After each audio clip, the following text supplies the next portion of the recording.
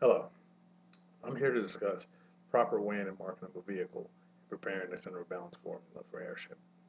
I currently work in transportation, so using this calculation is detrimental and better yet essential to the movement of vehicles, cargo, and passengers. First thing to understand when weighing and marking a vehicle is that the key component of this is safety. The reason you do it is the safety of the aircraft, the safety of the people involved in the aircraft, the flight crew, everybody that's there. Also, it's federally regulated. It doesn't matter whether it's a military aircraft or a commercial aircraft.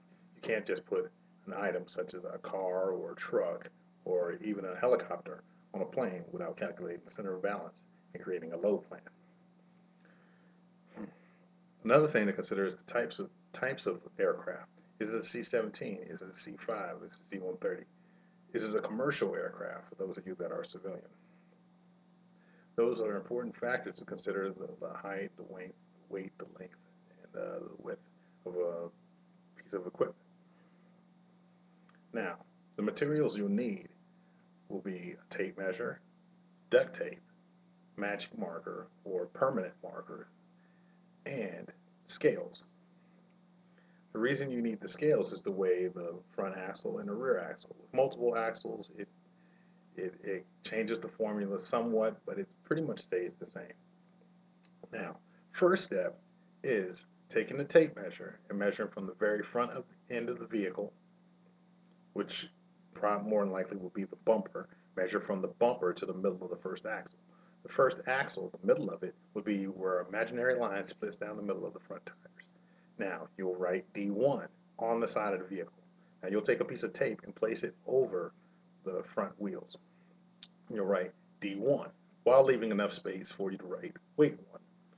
Then you'll extend that tape measure all the way out to the middle of the second axle, which would be D2, distance 2.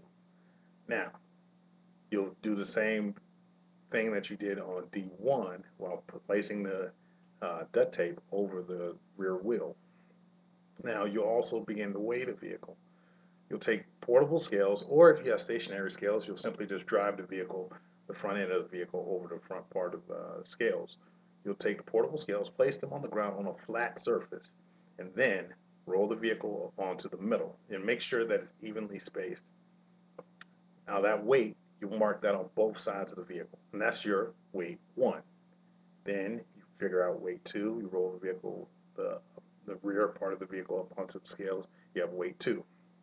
Now here comes where the calculation comes into play. D1, your measurement, will be multiplied times weight 1. Once you multiply that, you'll take the sum of that and you'll add that to D2 times weight 2. You add those two together, and the product of that you will then divide it by the gross vehicle weight of the vehicle.